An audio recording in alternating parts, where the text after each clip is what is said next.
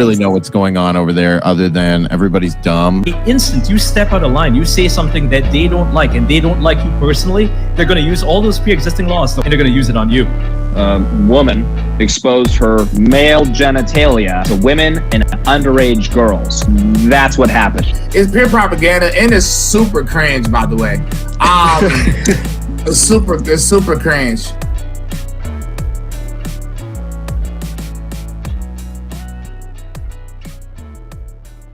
Today, that Bryson Gray is looking for somebody to do a non-hetero voice on one of his songs, and he can't find anybody. I thought about volunteering, but a non-hetero voice? Yeah, I didn't want my first appearance on a rap song to be me doing a voice like that. Gay face? Eric Butler. That's right. Gay voice. Andrew says TV.com. UOPod.com. Thank you for watching. Subscribing, please, on YouTube. Subscribe on Getter. And if you're on Spotify, Apple, or Google Podcasts, please rate this, bookmark it, and share it. Do all that wonderful stuff that we know and love you like to do. That sentence didn't make sense. Cockle doodly doodly doo, man. I've been showing that video to people all week. Rastafarian. Still on that one, huh? You were still I am. Rastafarian yoga teacher. The more you watch it, the creepier the video gets. I just want to put it that way. The old man like stretching with the kids and everything. But Eric brought to my attention today that there's a transgender father, quote unquote, and all that. I don't know what's what, that got pregnant after a one-night stand during their transition. Let's go ahead and read that on your favorite podcast on Getter. Shout out to Getter. Trans dad got pregnant after one-night stand during transition. Do we know where this was, Eric? What, Seattle? It turns out, of course. Should I not be surprised by that? Yeah, I mean, do you want to 36-year-old trans dad from Seattle who identifies as non-binary? How are you trans if you're not a gender? It doesn't make any sense. None of it makes any. If you're not identifying with any gender, then how are you transitioning between genders? And then there's the old, like, if you're non-binary, then you're admitting that there's a binary choice, which is...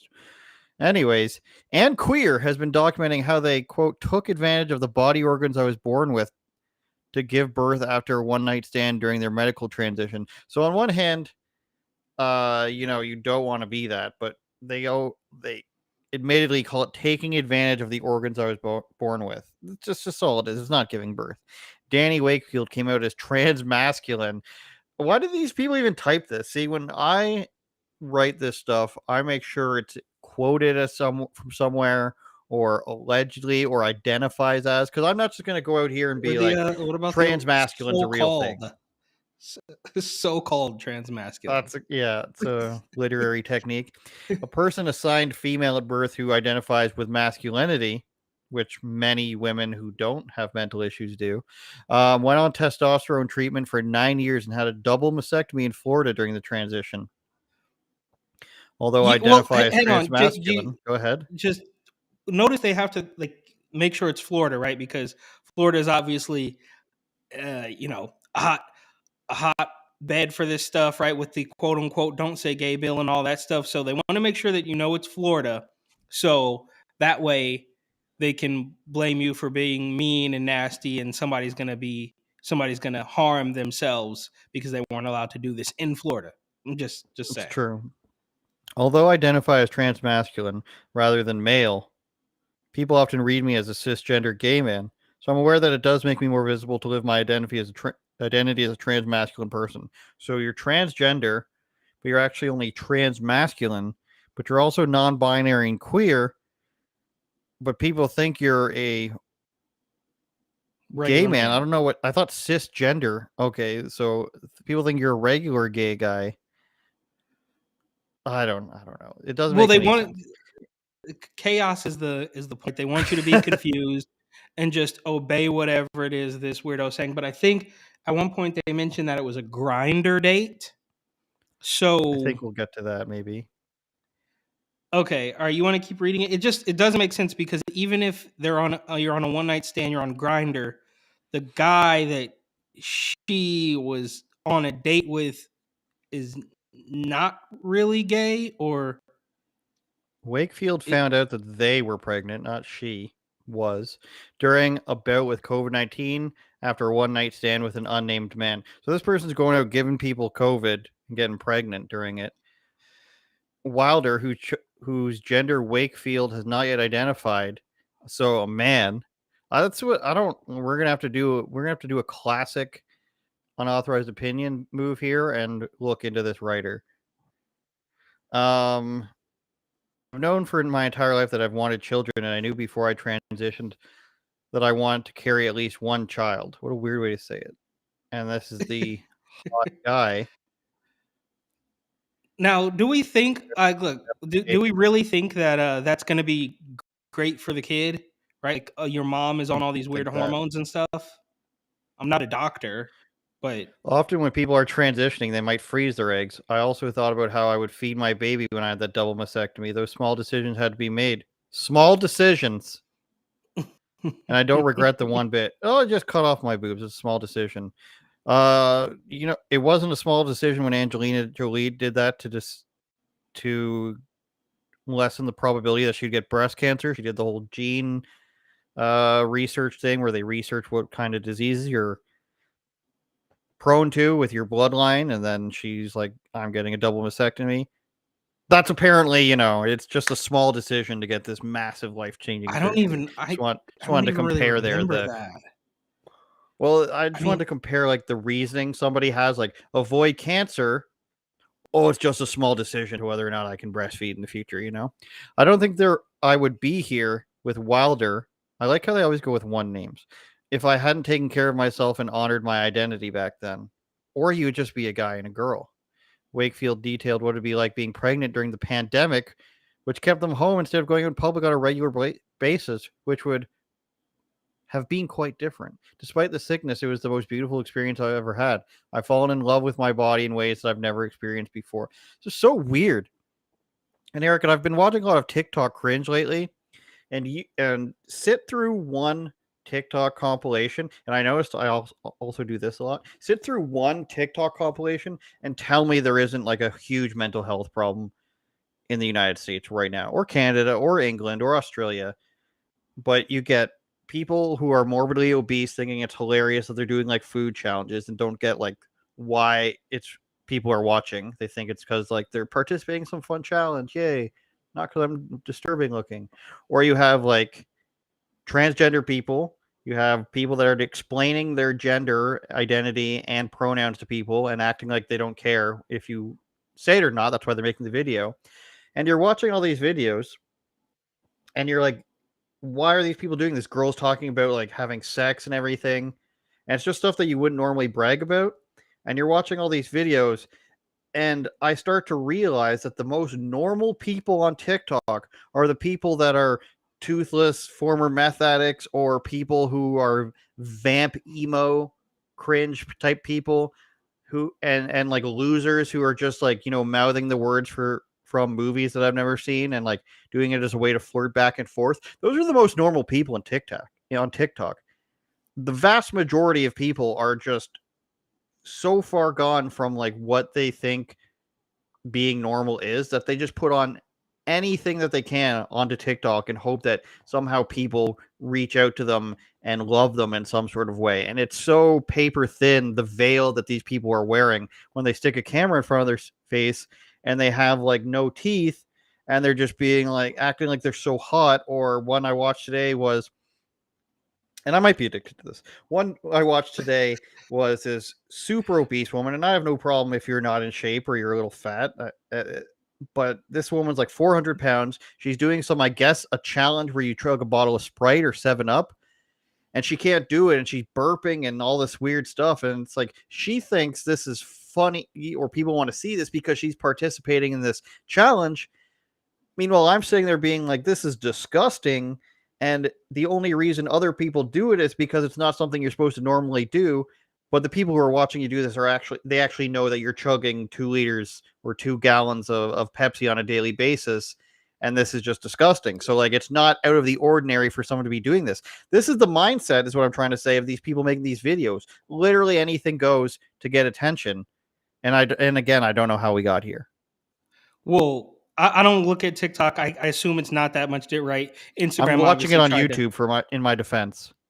Okay. Well, obviously, it's a very popular format, right? I think YouTube and Instagram both now obviously have to compete with TikTok, and so I don't know what's normal, quote unquote, normal on the platform. I know a whole bunch of, that's where, right? Remember we had the SoundCloud era of rap, and now it's kind of like the TikTok era, like where the songs are like 30 seconds to a minute long, and they go crazy viral. But I guess we got here because we're talking about the Transformers and how everything's nobody's normal on there, and it begs the question, right? We see these articles, it seems like every month or two there's an article. There was one just the other day, or it was a tweet, I guess, that showed, oh well, these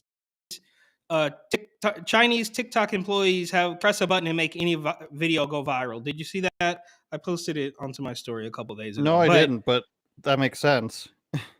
So they can, does this, look, without getting too conspiratorial, but of course, I mean, really, nothing is off the table. Nothing's conspiratorial at this point in time. But it does beg the question, right? I think it's fair to say that we're not seeing the weirdo, like the most bizarre. Well, you think they're trolling, right? You think it can't even be real, but then I guess it is real. Do those type of videos that go viral here go viral in China? Are they going viral with how to solve a complex math problem, right? That's what they're saying, is that they're training kids in China to go viral by being smart. Over here, they're doing, remember the milk crate challenge? People would get millions of views, and then their knee would pop out the skin, falling down on those crates. Remember that? So yes, I don't know how this is happening, but the idea. Okay, this story though is just, the levels of this are just so insane, right? So they met on a one-night stand during a transition that this woman was turning into a man, and the man, and I thought, maybe I'm mistaken, but I thought there was something about a grinder date. So was the guy that this person got pregnant by supposedly gay, but then was just so desperate for any attention that he's not gay, or he's still gay because this guy might have had this lady man or she-male thing, might have had a beard at the time, but was still, it doesn't make any sense. But this connects to what we were talking about last week, about how they basically just think everything's a movie, so it's just make believe, and whatever we say, whatever weirdo terms, transmasculine, I don't believe it, and they throw it out there like it's all just completely normal, to where it's there's not even a question about it, right? Like they just throw it out there, and you're supposed to understand it from the very beginning. You know what I mean? It's very like, I don't see grinder in there. I feel like maybe did I read that on the Daily Mail or something? Okay, maybe I'm mistaken. I thought somewhere it said, it might be, dude. I swear that might have been a stealth edit. Does it say there's been any? I didn't see the word grinder in there. But what I want to mention there is the main person here, the woman who's now a guy or whatever, is a recovering addict. It says. Let me go back to that for a second. And it sounds mean, but at some point you just got to start pointing out the similarities in these stories. And it's like kind of when you watch Intervention, you're just like, waiting for them to tell you what happened to them when they were younger, which caused them to become a heroin addict. And it's usually they were molested or their parents were drug addicts and their parents would buy them stuff, or somebody died that was close to them, something like that. And you see this in these situations as well. A recovering addict has amassed him over 1 million followers on social media, documenting how they're actually a man who's pregnant and everything. Like, these are the reasons. Like, it starts with this addiction problem, then it moves to a social media addiction, and then it moves to an attention thing. And you can say, and you can make this argument that you were born in the wrong body, but science has yet to prove that that's an actual thing and not just a person who has a lot going on inside these four walls that's called their head, and most likely has around three And they love the comorbidities such as other mental health problems. I'm bringing COVID into this, of course, but that's how it works. And like, there's no thing where it's like you can prove that you're actually a male in a female's body other than with your feelings. And when you argue with something based on your feelings, which is supposed to be from a scientific standpoint, you can say whatever you want. If mathematics relied on how I felt like the answer should be, then I could say whatever I want. I can say 96 plus 69 equals you and me, Eric. But but if it's relying on emotions, then that answer could be whatever I want. And if it doesn't have to be an actual mathematical equation here. So if you don't have to have an explanation of like, we can identify this as a man's brain and this is actually a female's body,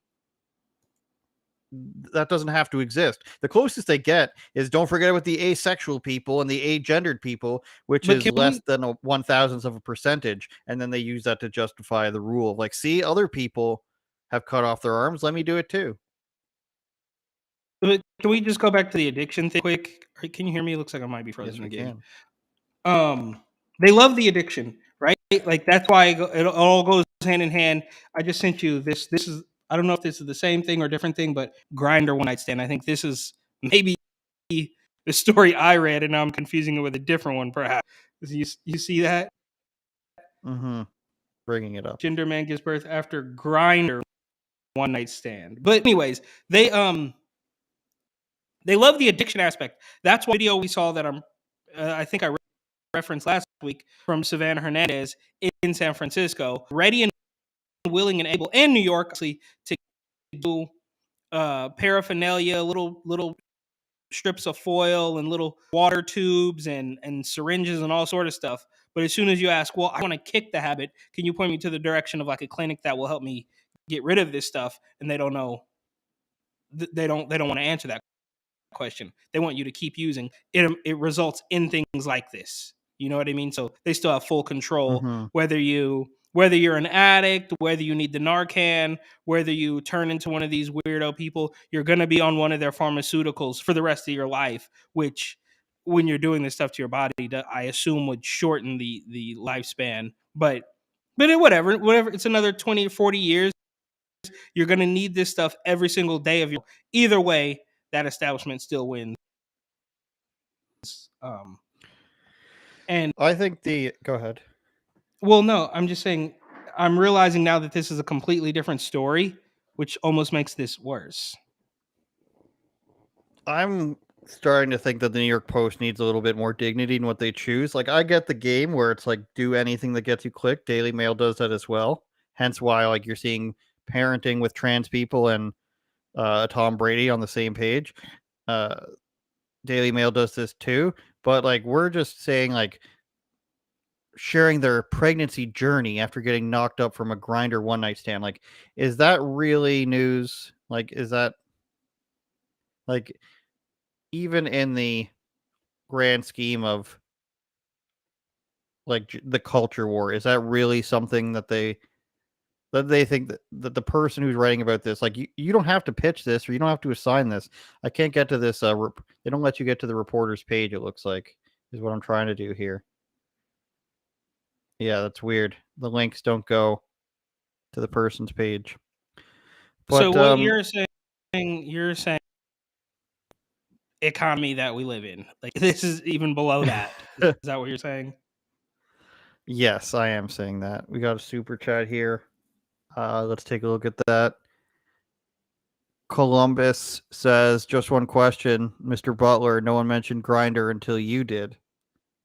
It's That's because not I a was thinking of question, this but story. yeah. It's because I was thinking of You're a different story. You're cutting in and out here. Okay. Oh, there it goes. You're back, I think. Your connection was a little shoddy there for a second, I think. But let's go to this other title track that we have here. About how Facebook and Instagram are going to allow you to show nudity as long as you're transgender or non-binary. This is an interesting one that's a little bit confusing for several reasons. So what's going on here is Meta, the company that owns Facebook and Instagram, the Zuck's company.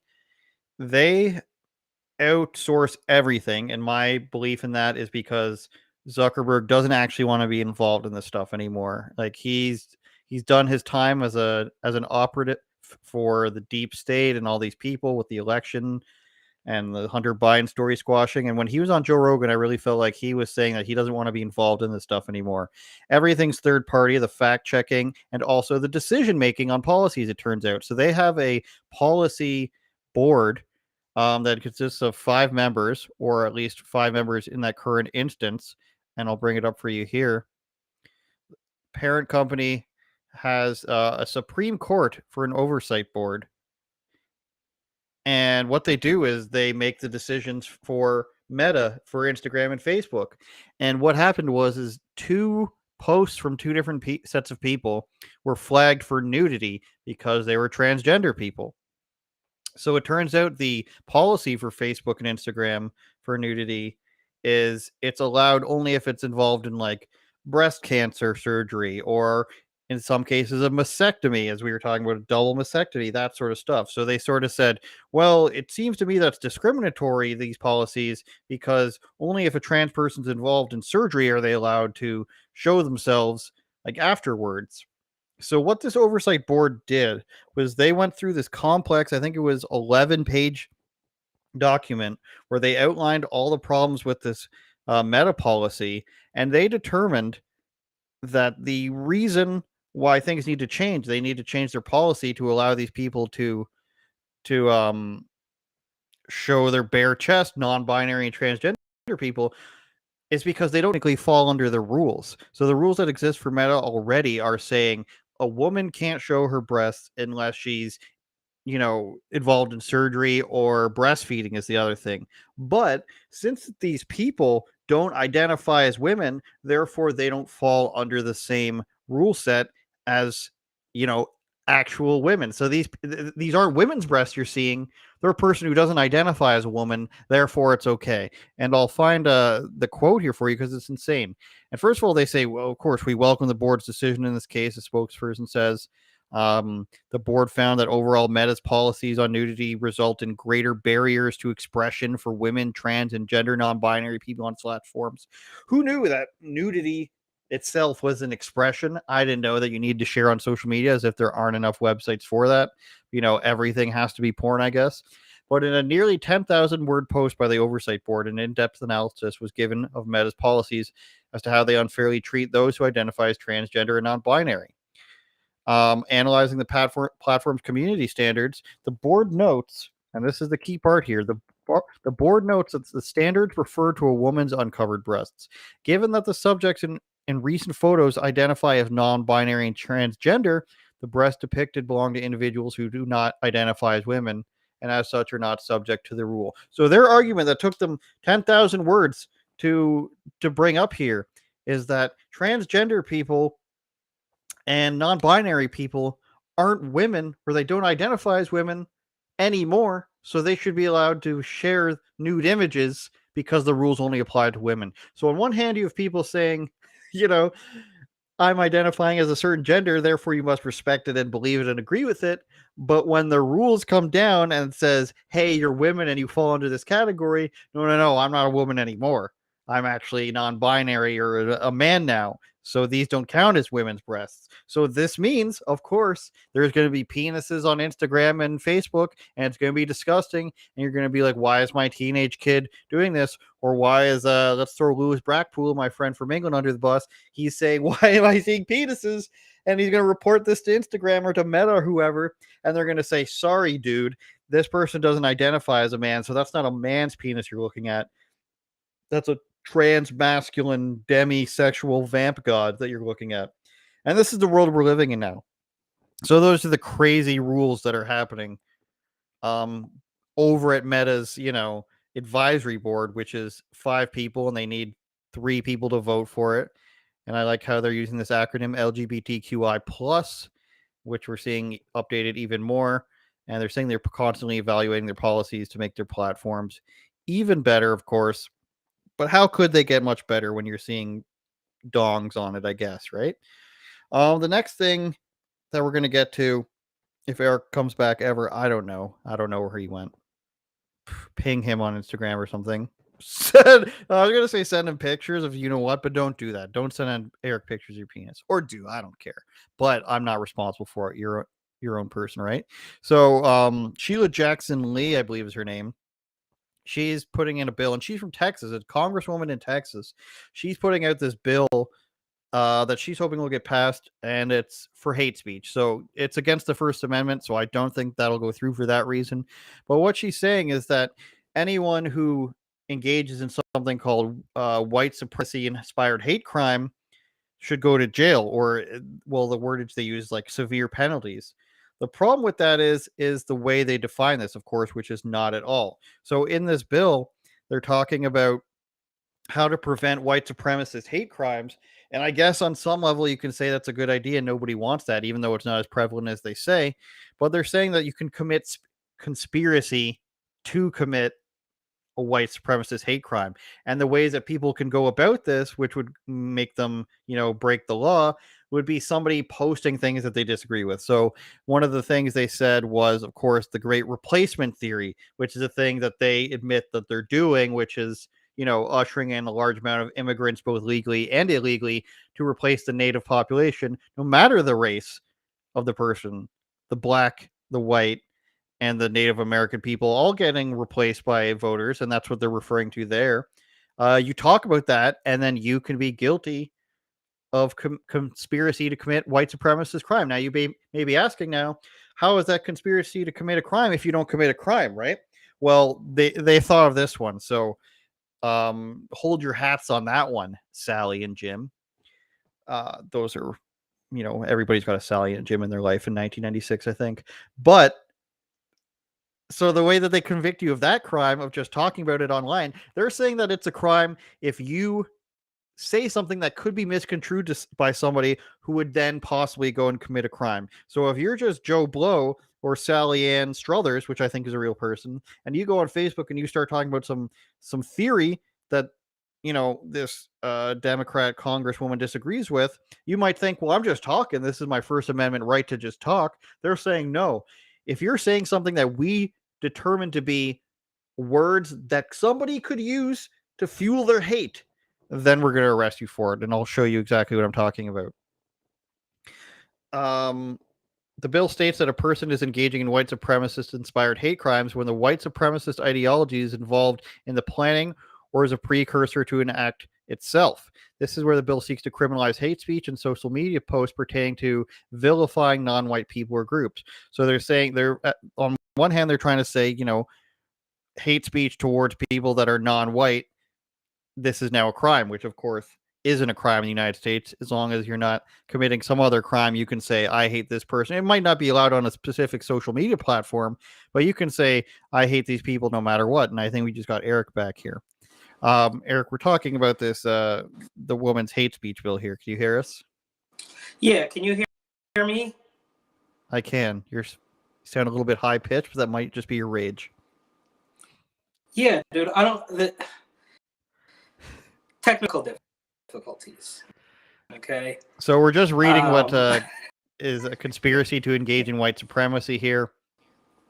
Between 2 or more persons, when it's considered a white supremacist inspired hate crime between 2 or more persons when at least one of the people published material advancing white supremacy, white supremacist ideology, antagonism based on replacement theory, or hate speech that vilifies or otherwise directed against non-white person group, etc. So simply for publishing material that they deem as advancing white supremacy or white supremacist ideology, you have committed conspiracy to engage in white supremacy inspired hate crime. Very confusing, very wordy, Eric. But what they're saying here is if you post something that they disagree with, that they determine to be white supremacist hate speech, that in itself is a crime, no matter what happens, because you're potentially, inspiring somebody to commit a hate crime. Understand, Whitey? Is this more confusing than a couple of transform and transition? And I understand that I had confused the two stories, which only makes okay. So, is this any more confusing than that? I don't think so. They tried this already before. This is not that different from the Ministry of Truth. You can, anything you say. They clearly they have a monopoly that can change day to day. We saw that, of course, with the Jumanji. That's funny. Sheila Jackson Lee, Ketanji Brown Jackson. Anyways, it was That's all racist.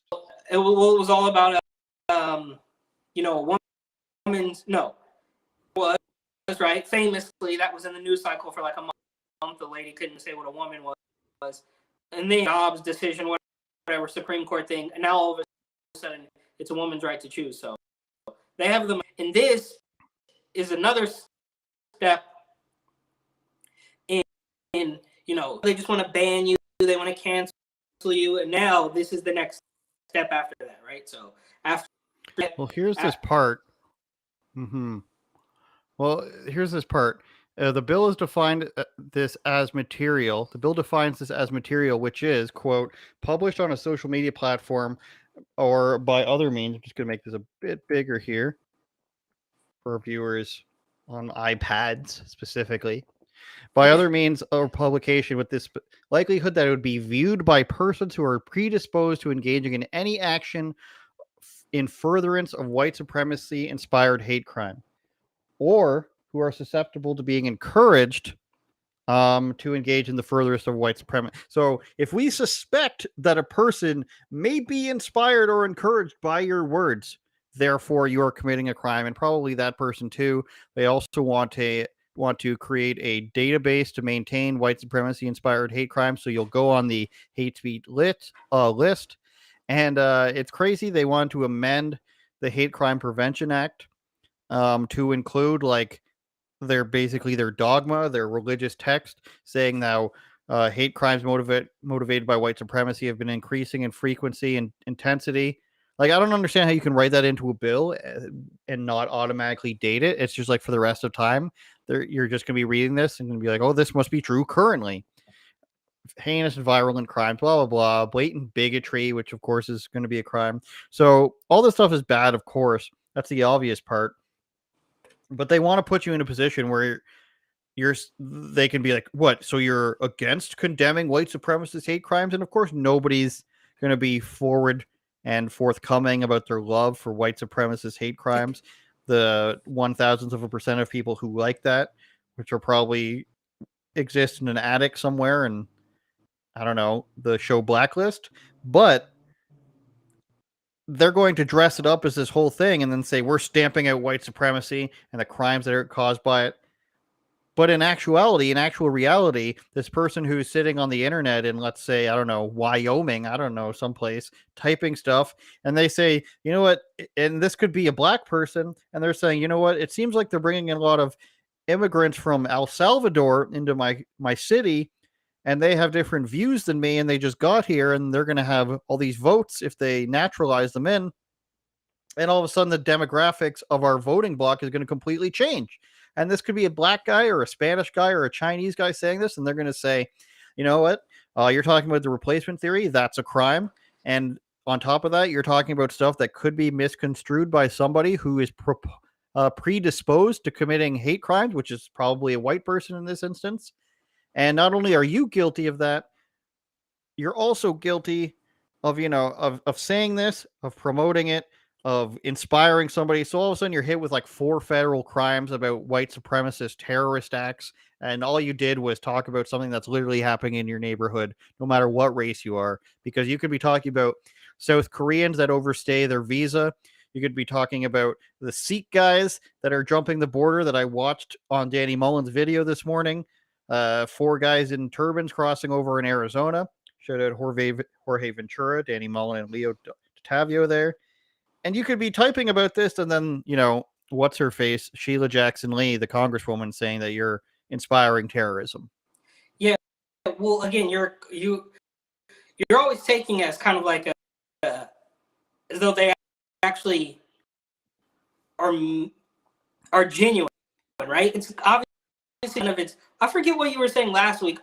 Oh, about the air filter thing. It's like air filter. It's not right. It's about Rona fear mongering, and this is just about, we can debate whether hate crimes even really exist, right? I think up for debate, but even if they did, it's obviously been all completely watered down by these. And on top of that, I think you also just in past filming or whatever, and it's like every time we see one of these hate crimes, whether it's this who I think is facing some misdemeanor charges for spraying the woman, or stop or even crimes against our even crime, if you can say it when we get banned, but things that are happening in Brooklyn, right? Crimes that are always called like hate crimes.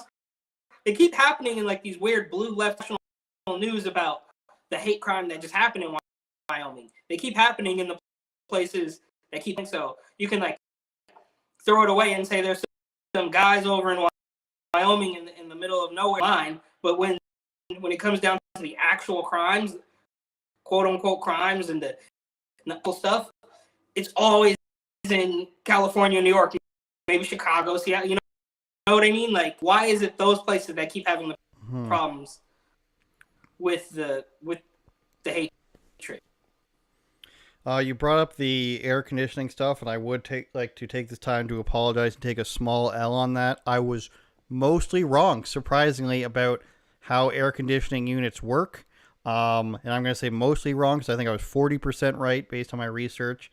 The woman was still completely wrong. It's still a completely stupid idea of her to, suck in air from outside. So what I got wrong, Eric, is that while there is a intake system for outside air, what that unit outside is actually doing is it's expelling hot air. So the fan is expelling hot air that gets dispelled from the house. So what's happening inside your house is it's actually taking existing air, putting it over cooling rods, which are cooled by Freon, of course, which is used in everything, and then expelling the hot, stale air that's already in your house out through that exhaust fan. So I'm taking the L on that one, but only 60% because I'm mostly wrong. But I am right that there is still intake coming in from out there.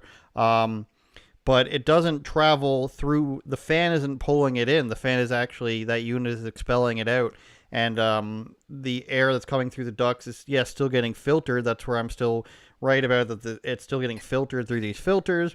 And of course, there's still air coming in from outside. But this fan isn't doing what I thought it was doing, Eric. And I guess some people who are HVAC and AC experts corrected me on this. And I'm pretty butthurt about it. I did the whole research and be like, no, I'm still right. But at some point, you have to admit your loss and that I'm not an air conditioning expert. But I still am holding on to gravely by the sweaty palm of my hand that this woman's still, much dumber than I am because she taped 3 things to a fan and thinks that that's helping her air. But actually, and obviously, there's still these filters filtering the air through your home. So shout out to those people who corrected me. I apologize. Next time, I won't be so violently sure that I know exactly how air conditioning systems work. But now I guess I know. Well, I mean, I didn't really care either way. My bone to pick with that video. I mean, different direction. I don't know how any of that stuff works. I never pretended to. I'm just saying, my entire compost posted this with the caption, "COVID is still here." So You need to Mhm. to clean the air in your own house because we can't have you not being afraid. Now that was the bone pick I had with the video. So we weren't seeing eye to eye on that to begin video. And the Washington Compost is absolute garbage. And they're still, and I mean, obviously after Jimmy Fallon, I Fallon. always get them confused. Fallon. And they're weird. I mean, that was a little strange, right? It was Fallon does a little song and dance about the new variant, and then 3 extends an emergency declaration. Like, are those related at all? I mean, come on, guys. Like, this is getting absolutely ridiculous. But I don't care about the air conditioner story. My point is, it's a fear mongering tactic with it that I did. And now, I mean, congrats on holding that L, I guess. Thank you. I can't be one of those guys who's just like no. And I could delete it. Maybe we will in the future to save my own dignity there. Somebody in the chat's talking about air conditioning. I've already taken the L. I don't want to. It's air conditioning doesn't bring any fresh air or exhaust. Okay, that's great. I don't care. The root of poverty, however, is white supremacy. Philadelphia faith leaders advocate for reparations. So they have this thing in Philadelphia, which is called some sort. And there's a fancy sign of a guy. Reparations Now. They have a board, an action thing. What's it called? I'll scroll down here and find out what they really called it. Commission on Faith-Based and Interfaith Affairs in Philadelphia. So this was That sounds assigned like by the mayor. Scam. Of course it is. So what they do, of course, they have money allocated to having these programs done. They bring in all these different congregations, and we all know religious congregations have never been crooked in the history of time. And what they did is they had a program recently where they brought in 15 different congregations, around 100 people, and they did a course that included a thing called Rise Up for Reparations, which is an ongoing series. I found they had an event last June 2022 where they talked about having an event for this, where they basically talk about why reparations is important and how to get it from their legislatures. So this is quote from a person who was at the event. Several opportunities were given to create reparation action plans. And she's a reverend, of course. Naomi Washington Leapart is her name.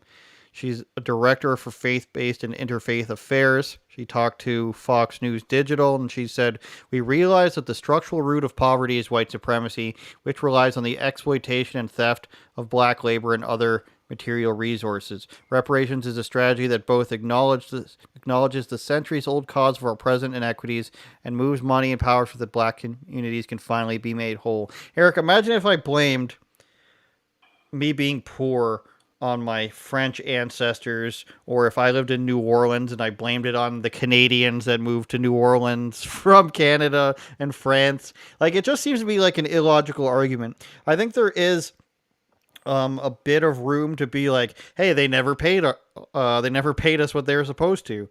But to still say that you're affected from 400 years ago, and I guess you can say you don't have the money that comes from that land anymore, or you never got it. But you can't just be going around blaming 400 years ago for your current problems. And there's only in America does this argument still happen. Whereas if you're up here in Canada, and like I said, like 300 years ago, maybe the British weren't treating my French people very well, and you owe me money from some trade deal that went awry, and you didn't actually give me the money, so now I deserve it. I think people are going to be saying, like, what the hell are you talking about? How are we supposed to quantify this, that, and the other?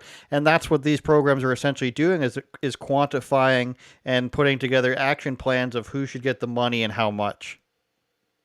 Yeah, but again, you're taking it as like not, right? It's just a weirdo money laundering, vote grabbing scheme. And I feel like we went for a long time. We went for about a decade, and we didn't really hear about it. Maybe Barack Obama dealt with it. Maybe George Bush dealt with it. Like, it skipped a lot of time to now be worried about it all over again. And this timing with this is, I mean, a little iffy time and time again, especially, I mean, it became super glaring during the virus. They're going to walk in lockstep. They're reading the same playbook.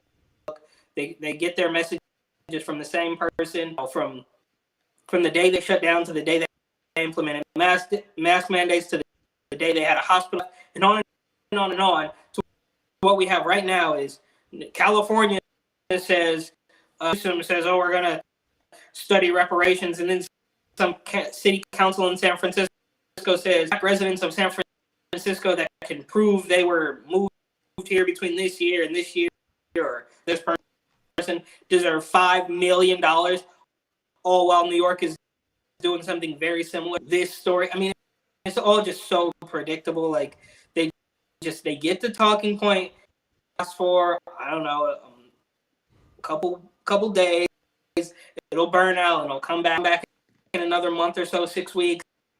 And all this is happening, by the way. I keep wanting to say Sheila Gunn Reid, different person. Sheila Jackson Lee, her hate speech violence thing, and thing, and meanwhile, Atlanta is burning again because BLM was shooting it out. We've been following the story, but it's pretty ironic that they talk nonstop about this white supremacy.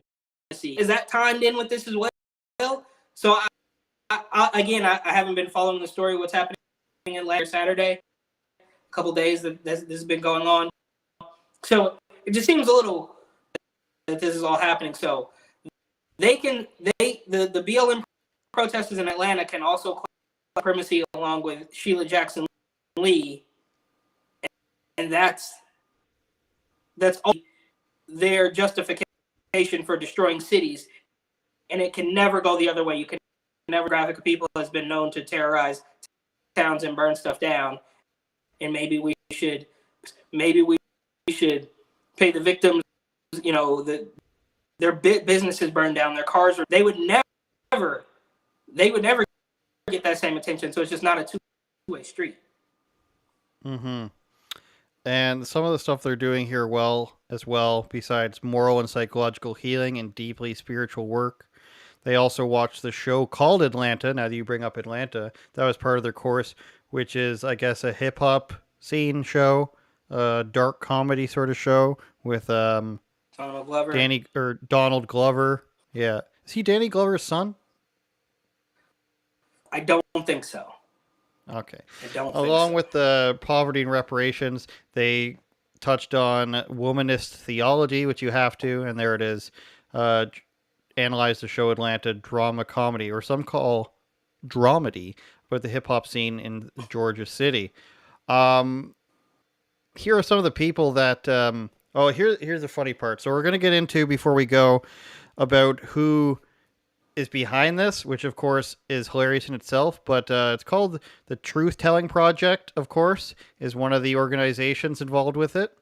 And this TTP was established in 2014 in response to Michael Brown. So the whole hands up don't shoot thing that didn't actually happen spawned an entire organization that still exists almost a decade later, still taking funding, still taking donations, and also, of course, getting to run things about racism based on a lie. So this alleged grave injustice they think happened, they create a group, of course, collect donations for it.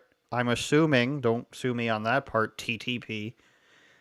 And then it turns out not to be true, so are we shutting this down? Oh no, we're 10 years on now of making money and, asking for reparations because the thing that we're based on was actually a fake injustice, but let's not touch on that. One of the other groups that I'm not sure you've heard of, have you ever heard of NCOBRA? No. The National Coalitions of Blacks for Reparations in America, which, obviously they sound like villains because Cobra and G.I. Joe is the villains.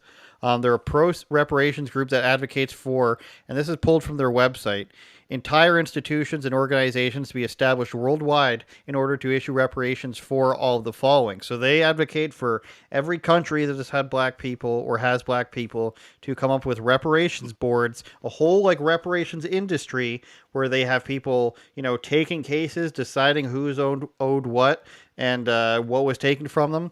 And this is what they want. To issue reparations over the, quote, return of their seized and stolen land, that's one, the capital of their seized and stolen property and assets, and the value of their forced and coerced labor. So they're seeking that worldwide.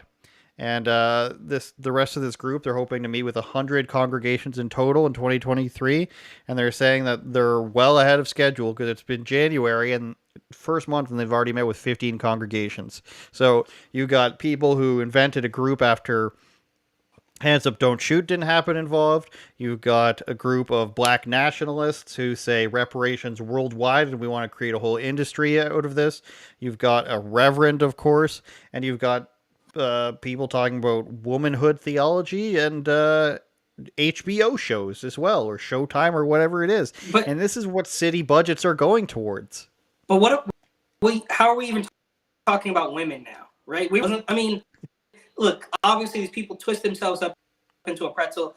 So women was, now it's like part of this weirdo cultist religion. And on top of all this, it kind of ties into the reparations that the Biden administration is trying to, you can fact DuckDuckGo or whatever, but he's trying to force localities like state and local government submit equity reports as part of a new housing and urban development like law or rule or something.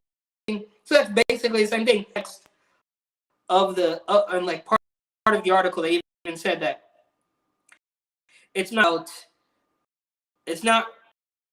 about apologizing, gaining the.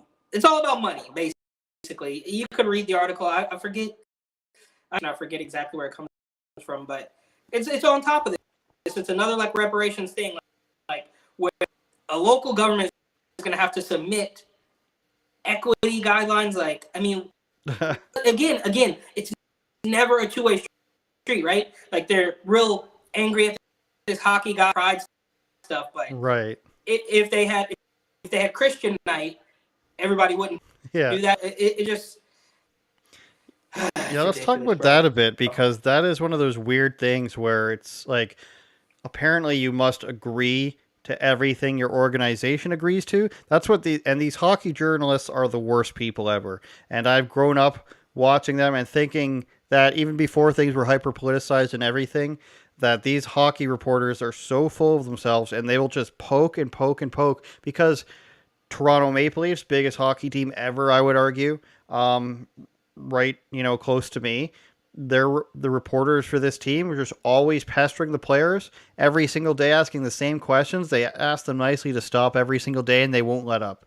And this happened with this guy. They melted down, and he was. His name is Sid Sixero, and if you watch Michael Knowles' reaction to this, he gets so much of it wrong. Sid Sixero used to be on a sports show. I grew up watching this guy. I actually interviewed him for my college broadcasting course. He was my interview for a project. So very disappointing. He had a great show. So you guys all the way up to you guys are. Yeah, he had a great show all the way up until this show he's on now, which is actually a morning news show. So it's called Breakfast Television, which is a really old show as well. And he's there with an Italian woman who I bet you didn't agree with what he was saying. But it just shows how far he's fallen. But he's not on a sports show anymore. But he's got a long history as a sports guy. And he was basically saying that it's the equivalent of people not coming out for Armed Forces Night. Now, I don't think he logically thought this through. Number one, if people want to defend their logic on Provorov, the hockey player's name, not coming out for this, then you would have to say, yes, if he doesn't want to come out for Armed Forces Night, maybe it's for praising Ukraine, then he shouldn't have to. I don't think anybody should have to. But is it the equivalent here, talking about people who sacrifice their lives, possibly, and die in a war somewhere? Is that the same as celebrating somebody's sexuality, their innate their innate biology, if you should so put it that way. That's like saying I'm against brown people hair night, and that's the same as being against, Holocaust survivor night. It's not the same thing at all. But you should have the right to do and participate in anything you want. And they wouldn't say this if this was basketball. First of all, there's no way the NBA players are participating in anything that they don't want to participate in. There's not enough players in the league for that. You see what they do, and you see what they're allowed to get on their sneakers, on their sweatbands. They had the samurai ties for a couple of years. They got away with that. Have we seen what? Have we seen it? MLB did it. I don't know if I know the NFL does like breast cancer, which is again the LGBT. Scam, yeah. Well, but their mob right? Like, because anyways, would if the MLB and the NBA made headlines for their Pride nights, but I don't think we've seen an NBA Pride night. Would the NBA no, would the fans of the so. think about the fans of the bro,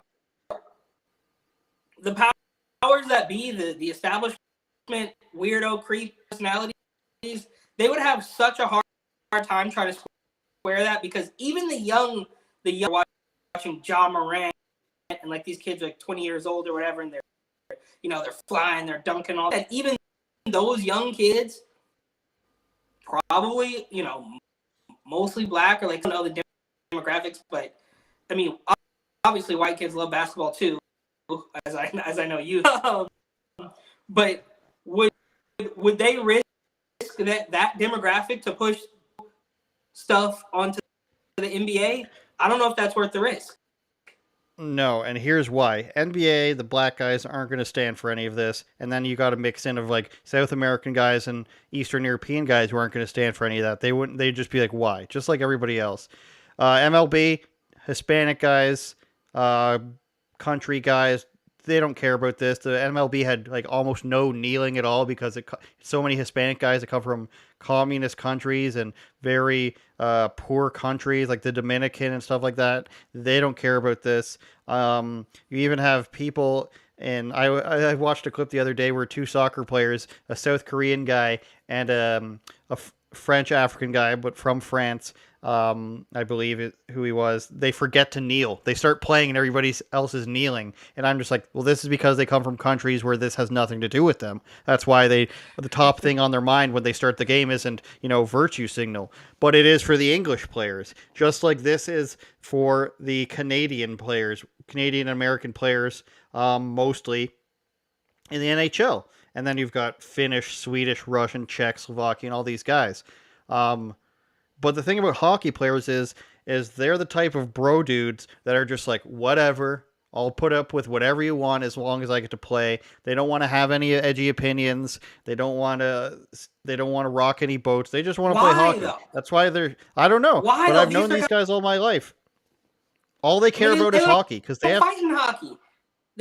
They let them fight in hockey for something like stand up for themselves and be like, no, I don't want to do that.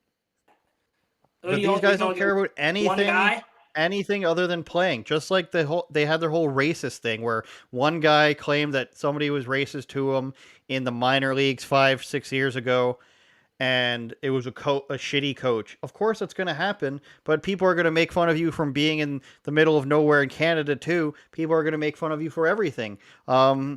People in my friend's hockey league, house league hockey or beer league, whatever you want to call it, they try to kick them out of the games for swearing at each other. Like, this is just how hockey is. For some reason, they're so susceptible to cucking to things that they would rather say nothing and shut up and deal with the 30 seconds of uncomfortableness than actually be like, you know what, I am against this. And it took this Russian guy, of course, which makes him an easier target to be like, no, I don't want to do it. And then a coach who is a real hard-ass coach, if you're familiar with him, and they're like, did you ever think about sitting him for not doing this? And he's like, no, not for a second. Of course not. You're not going to sit one of your good players for this, just like you're not going to sacrifice your team for Colin Kaepernick. Like this isn't he's not making a statement. He's trying to not be included in a statement. If you want to say that Colin Kaepernick's not trying to be included in what the national anthem stands for, then that's fine. But you also can't suck on one hand, but also somebody saying that it's not like nobody said fine the San Francisco 49ers, at least I don't think, $1 million for this like that guy did. It's deal with the individual. And if you want to say, which is what the hockey media says, is that kick him out, kick him off the team, they're gonna do it only because it's stuff that they disagree with. Run a Donald Trump night if he was president.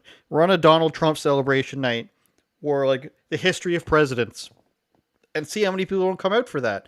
Either it's gonna be none or one guy, and then you're gonna be like, you know what, good for him. He's standing up against bigotry and against hate. But this one guy doesn't do it, and they think it's one shoe fits all, even though if they had that same shoe, they wouldn't do it. And you know they wouldn't do it. And of course, you can't sit here and be like, I know for a fact, but when was the last time you saw somebody stand up for somebody standing for what would be considered like traditional values? It just doesn't happen. Not in the media, anyways. So for them to be like, find this guy $1 million, oh, he's going to cost them money, then you're going to have to be consistent for that on all things. That's a good point too, but what's I thought about that. Sold out everything. What's to stop somebody who's rich just being like, I'm going to buy 100,000 jerseys or something, or 50,000 jerseys to make a point? I mean, that could happen too, but that's obviously my conspiracy, as Eric says. Let me put on my tinfoil hat. Well, if that were the case, why wouldn't he buy the extra smalls? Because I didn't do That's fair. I didn't do a deep dive into it, but I'm pretty sure they also allowed, except for extra. So it's just a millionaire, a billionaire, whatever. The billionaires, the trillionaires. Bernie Sanders bought them. Then he would have just bought all of them, I would think.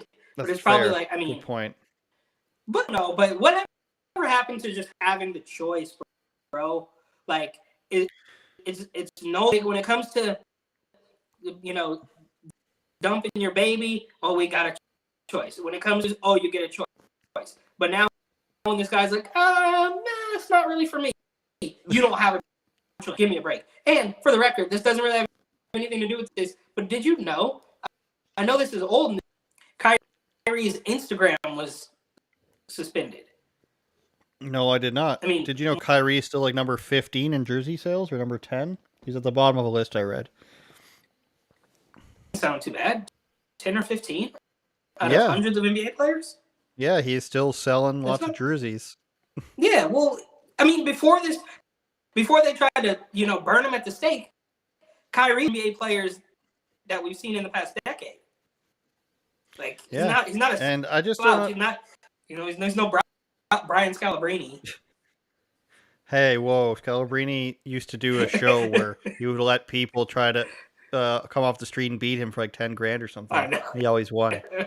The thing is though, like, who in hockey, the reason why this guy's jersey sells out is because who in hockey cares about this? It's like, no, the reason Kaepernick was such a big deal is because people who watch football care about America.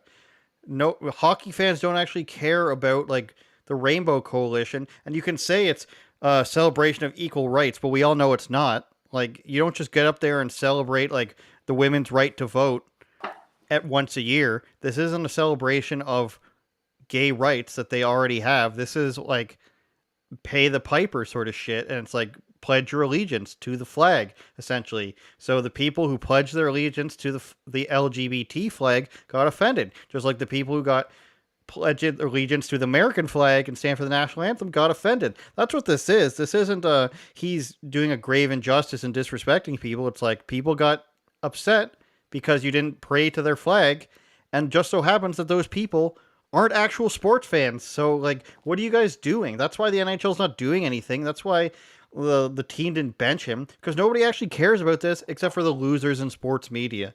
And, I'm not as much on Canadian stuff anymore, but and I don't have a Canadian show anymore. But Sid Sixero, I would happily go in and debate him on this and tell him, like, both from a logical standpoint, he's wrong, or at the very least, he needs to be consistent, and from a PR and financial standpoint, where it comes to fans wanting stuff and fans caring about stuff, absolutely no fewer than 99% of people don't care about this. And you can find the sports journalist which cares about it 75 to 85% of the time, because even the most veteran sports analysts like himself, he's not a young guy. I think he's in his mid 40s at this point, or older, I don't know. And then older men all had a problem with this. Oh, who does he think he is? Like, they acted like he went out there and burned the gay flag when he actually just sat inside. But Brittany Griner doesn't want to come out for the national anthem.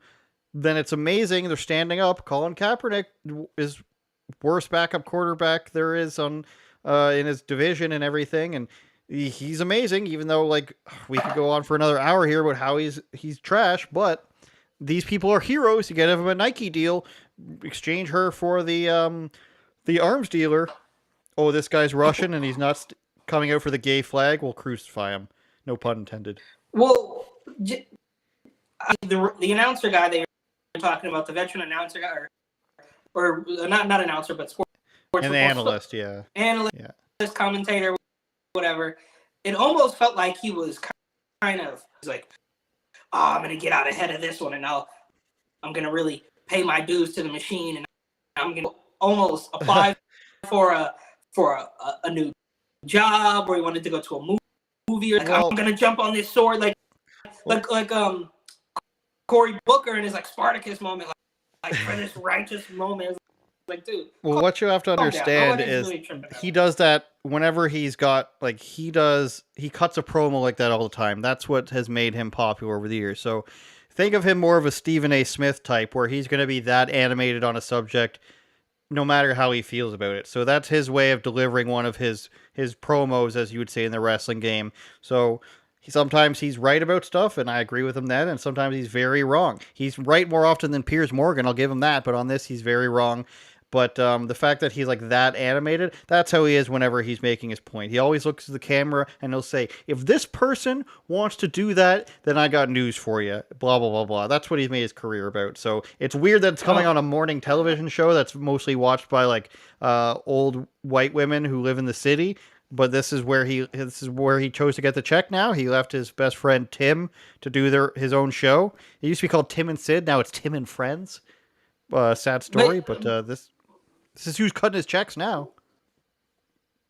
One question I had with the MLB thing, last point here, is that it almost the organization, the leagues themselves aren't even. It's almost stuff, but that money isn't even their bottom line. Like, they answer to somebody. These people who throw a fit when an MLB guy, not an NHL, but an MLB guy doesn't want to wear the pride patches or whatever, and it's like, wait, so have that many like LGQRS barbecue BBQ whatever, like your base is not that at all, and they know that. They're not stupid.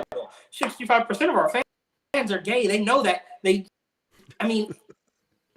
it's just a publicity thing on them too. Like, okay, well, all news is good news. Oh, for sure it is. No, it's just bizarre. It's just so bizarre.